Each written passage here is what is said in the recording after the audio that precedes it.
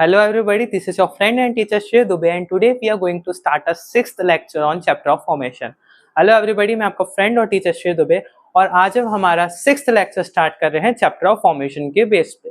Tenses नहीं देखे तो वही चीज मैं रिपीट करूंगा कि जाके देख लीजिए, वरना वो नहीं समझ आया तो चैप्टर ऑफ फॉर्मेशन भी समझ नहीं आएगा। तो चलिए हम स्टार्ट करते हैं चैप्टर ऑफ फॉर्मेशन का हमारा सिक्स्थ लेक्चर। कुछ ऐसे वाक्य होते हैं जिनका हमको स्ट्रक्चर इस तरीके से देखने को मिला। किस तरीके से देखने को मिला? ऐसे कैसे कि पहले सब्जेक्ट आ रहा है, उसके बाद वॉज वर आ रहा है, फिर अफ्रेड ऑफ आएगा, फिर ऑब्जेक्ट आएगा। अगर कुछ सेंटेंस जिनका स्ट्रक्चर आपको ऐसा दिखता है तो उनका अर्थ निकलता है से डरता था से।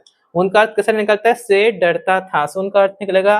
या फिर इजी लैंग्वेज बोलो तो वाक्य के अंत में क्या आएगा? से डरता था तो आएगा ही आएगा। उदाहरण के तौर पे वह हमसे डरते थे, दे वर अफ्रेड ऑफ अस। यहाँ पे दे क्या है? सब्जेक्ट है, इसके बाद तो वॉज आएगा, वर आएगा। अपन को पता है दे के साथ अपन वॉज का नहीं वर का इस्तेमाल करते, टेंस में पढ़ा था, अब वर आ गया हमारा।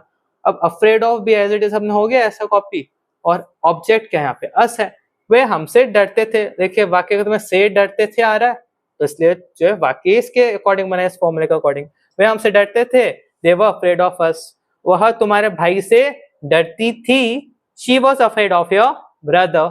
वह तुम्हारी मदर से डरता था, he was afraid of your mother.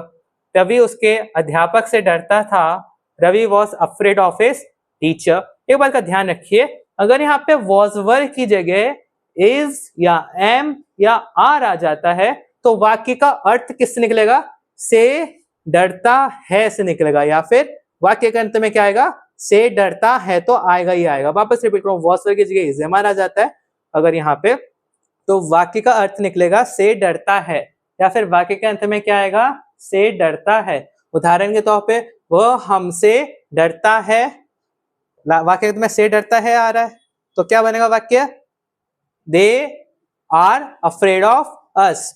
वह तुम्हारे भाई से डरती है, she is afraid of your brother. ऐसे सेंटेंस हमारे बनेंगे। नेक्स्ट रूल की ओर जाते हैं। क्या है? कुछ सेंटेंस है जिसमें ऐसा अपन को देखने को मिलेगा कि पहले तो सब्जेक्ट आ रहा है, फिर विल बी आ रहा है, फिर क्या आ रहा है? Afraid of plus object. मतलब ऊपर वाला फॉर्मूला ये फर्क क्या हुआ, यहाँ पे वॉज वर आया था और जो है वॉज वर की जगह अगर विल बी आ जाता है तो वाक्य का अर्थ निकलता है से डरता होगा। या फिर वाक्य के अंत में हमको क्या देखने को मिलेगा? से डरता होगा देखने को मिलेगा। जैसे कि वह हमसे डरता होगा, he will be afraid of us। देखो वाक्य में क्या आ रहा है? से डरता होगा आ रहा है। वे तुम्हारे पिताजी से डरते होंगे, they will be afraid of your father। they will be afraid of your father। वह मुझसे डरती होगी, she will be afraid of me।